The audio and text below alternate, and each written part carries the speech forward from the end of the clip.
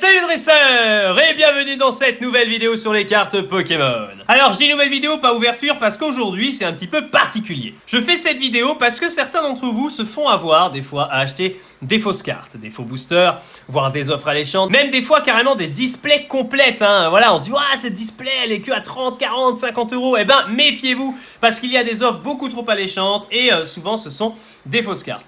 Comment repérer des fausses cartes? Alors si vous faites un achat sur internet, ce n'est pas toujours possible, mais si vous faites un achat en réel, par exemple dans une brocante ou quoi, ou alors si vous avez fait un achat par internet mais que vous devez confirmer la bonne réception du produit adéquate, eh bien vous pouvez aussi vérifier pour demander le remboursement au cas où on a essayé de vous arnaquer. Du coup la question c'est comment savoir qu'on va ou qu'on s'est fait arnaquer, et du coup comment savoir si on peut demander le remboursement? Eh bien on va voir ça tout de suite. On a 3 boosters aujourd'hui, il y en a un qui est faux. Vous avez vu lequel déjà ou pas? Alors celui-là est vide, pourquoi? J'ai juste récupéré, faire un comparatif, donc bien sûr le faux c'est celui-ci. Là, je vais vous donner tous les indices pour repérer un faux booster. Il y en a qui sont mieux faits que d'autres, hein. Il y a des fois c'est beaucoup plus subtil, et c'est pour ça qu'il va vraiment falloir regarder vraiment tous les détails. Donc, on a 2 boosters, déjà vous constaterez aisément la différence de qualité d'impression sur la pochette. Là on a un booster anglais et français, ça n'a aucun intérêt, mais c'est surtout que là on a un Zeraora qui est très très net, et là on a un Zeraora qui est un peu flou. On voit aussi que le papier est beaucoup moins brillant. Voilà, là on a un papier qui est vraiment brillant, là on a un papier, on dirait, comme disait Marine, du papier d'alu.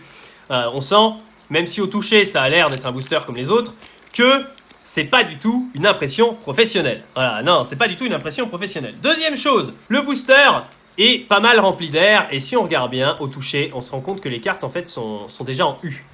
Dans un vrai booster Pokémon, ça n'arrive pas. Ce n'est pas possible, hein. En plus, le booster me semble très très fin. Quand on compare à un vrai booster, regardez la différence. Voilà. Vous voyez la différence d'épaisseur? Et ben voilà pourquoi les cartes sont en U. Là, elles sont toutes droites. Le booster est pas autant rempli d'air que celui-là. Donc voilà, tous des détails qui peuvent vous laisser penser tout de suite que c'est un faux. D'accord? Donc on voit celui-là est très très très peu d'air. Les cartes sont vraiment rigides et l'épaisseur est quand même plus conséquente. Lui est plus fin, bien plus fin.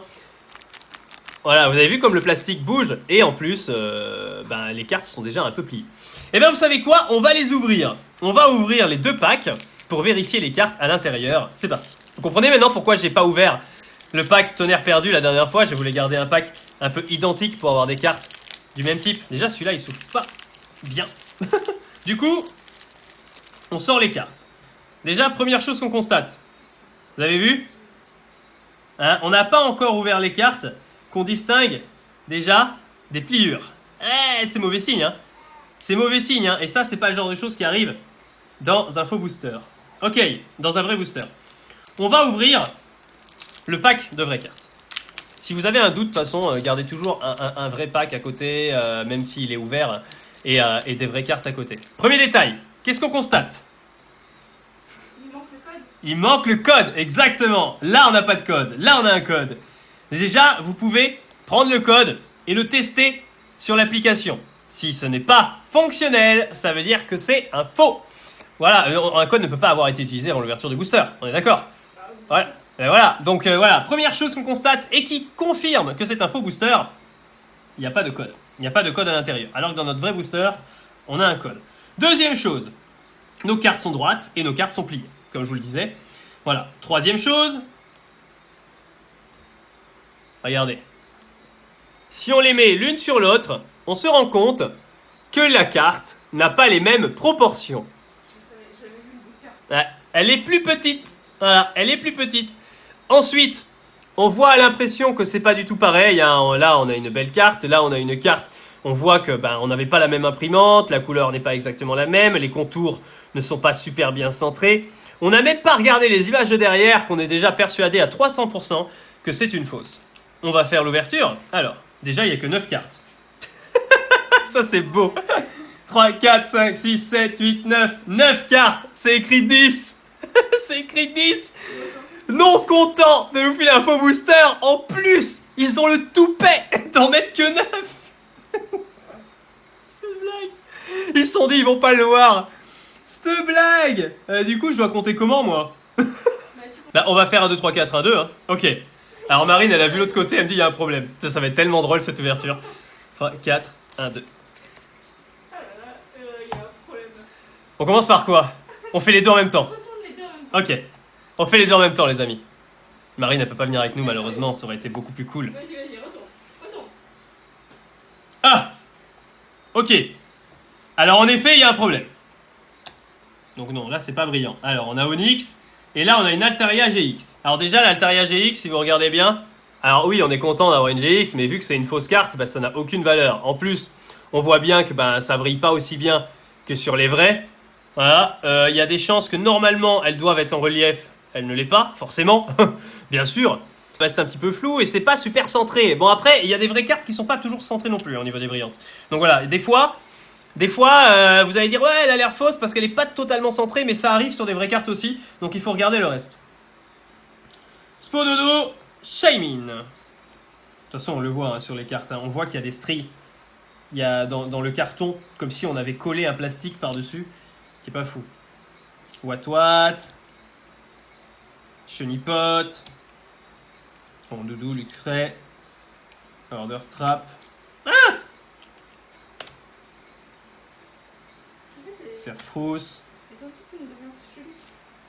Voilà. Eh, Cosmog! Mais c'est une fausse.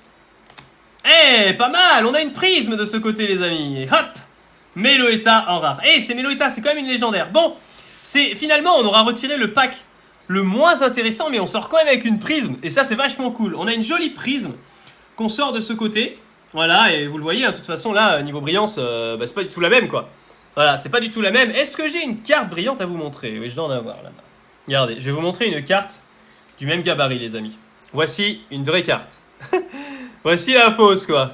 C'est pareil, hein, dans les fausses cartes, ils vont vite vous enjailler avec de belles cartes pour vous faire oublier qu'ils sont en train de vous vendre du faux. Du coup, bilan. Alors, on a un vrai booster avec nos belles cartes qui même elles se voient, hein, en vrai.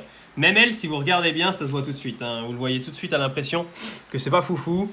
Voilà, d'ailleurs, sur ces cartes, vous verrez que le jaune est pas du tout centré. Et ça vous permet de voir tout de suite si vous aviez des doutes.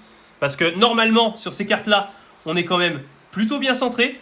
Hein, si vous regardez la Meloetta. Là, c'est pas du tout le cas. Voilà. Pareil, si vous avez le doute, vous verrez encore une fois que c'est plus petit. Vous verrez que c'est pas du tout pareil. Gardez toujours une vraie carte avec vous au cas où pour comparer et voir la différence.